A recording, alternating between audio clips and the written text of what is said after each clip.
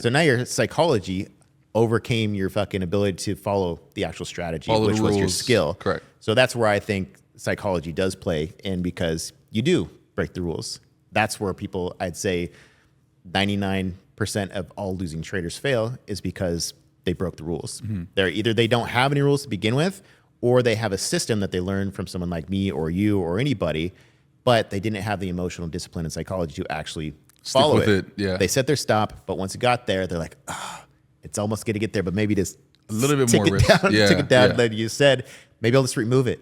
Just, I don't want them to see that my stop is there, At because they're that going to point, stop it on gets me. wild. Yeah. Yeah, because like the emotional discipline is probably like one of the most hardest things to learn. Yeah. Because it takes years and years and years of just trying to apply it. You know, Well, to even, like, what it learn. takes is you to do that, to then learn, oh shit, I can't do that. Yeah, it hurts. That hurts. Yeah. And now I have to make up for that loss and then some to Yep. fucking even get back to break even. Correct. Which might now, if you have 2 losses back to back, and all of a sudden you got to Yeah. now make it up twice, and then you're putting more pressure on yourself by probably even trying to up that risk on the next trade to make up for the past trade. It gets messy. It gets messy. People don't understand how much more difficult it is to make back losses. If you lose 50%, you have to earn 100% just to get back to break even. Wild. Yeah. Like, it's just fucking, it's so difficult. And so many people get themselves in these situations doing that exact thing. Yeah. Either they don't have rules in the first place, or they do have rules, and then they like, well, bend Just this try a to little bit. just bend it Let me a just tad bend this little bit. Yeah, and It just doesn't work. And that bend just at times break the entire account. Yeah. You know, For So, sure. I want to talk to you about risk for, because I remember you posted something on Instagram. I responded. I was like, pulled out my thumbs and had a solid, because you were talking about dynamic risk. Yeah. I think. Oh yes. And of which it makes sense if you have like an A+ setup and you have some sort of grading system for your trading setup. I guess it depends on how much risk you do put on.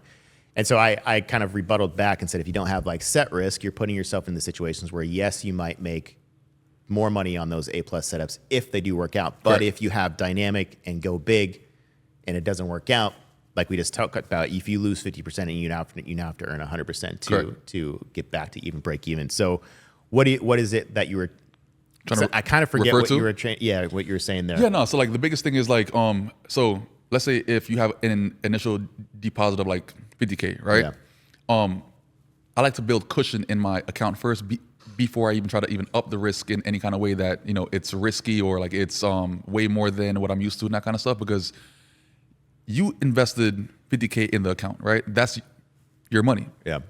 If the account now is at 100,000, technically like that's 50K is pretty much cushion. Yeah. That's what I consider it as, which means that I'm open to risking a little bit more now because Yeah. that's cushion. I never invested the 100,000. I invested the 50K. Yeah. So the dynamic risk, it only applies to like whenever you're pretty much already having a cushion in your account to even be open to a little bit extra risk. Yeah. By your normal risk might be like 5K, but like if you have a setup that pretty much has a great risk to reward, like why not risk that 15K or 20K to actually now make probably $60,000 or $70,000? Yeah. So it depends on trade to trade, because at the end of the day, like there's going to be certain trades that are going to be worth it, that if you pretty much have been trading for quite a while, you understand like, the kind of setups that you pretty much can read the cleanest. Yeah. So why not pretty much trust your skill set and actually go up a little bit more? As to why like I don't believe in like doing the whole 1% risk stuff, because if you're so confident about the information that you know how you go about certain things, then why are you risking the most smallest amount that means nothing to the account? Yeah. I like to actually risk. Like me personally, like I like to risk 10%, 15%. Like why not? Because I trust Yeah. myself, I trust my skill set, and I'm pretty confident in like what I do. You know, so I think that way it kind of like it sets, you know, certain people apart from everyone else, because people are trying to keep like stay the safe route the entire time by only risking the bare minimal. Yeah. But the bare minimal doesn't really get you much places, I feel like. Yeah. Well, I mean, I guess it depends on what kind of capital you're trading with. The thing course, is, like, yeah. because when you're doing that, especially if you're a new trader, well, I guess it depends on if you're an experienced trader. Correct. If you are even a trader, because everybody Correct. wants to talk about being a trader, but most people aren't really making any money trading. Correct. So it's like, how do you do that? And even for you to say to risk 15%, like I think that's fucking wild. Yeah. And like for me, like I don't think so, because at that point, if I have, let's say 50K of cushion in my account. Yeah. I'm not attached to that extra $50,000. Yeah, I mean, I guess if you look at it in a sense of, okay, I'm already up 100K on this account. I'm already and I up. have, even if I get back to here, I'm back to break even on my account. So Worst you do comes to have worst. cushion. Yeah.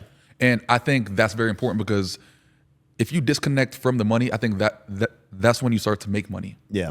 You know, because people that pretty much have the 100,000 in their account, they feel like, yo, that's my 100,000. It is technically, but why not risk it? Like you pretty much It's not yours until you get it out of the market fully, and it's in your personal bank account, because that money could disappear just and like you were that. surviving without that as well. So like, why even feel like you need that? Like you want it, I get it, but you don't need it because you're still surviving without that 100,000. So why not risk it a little bit?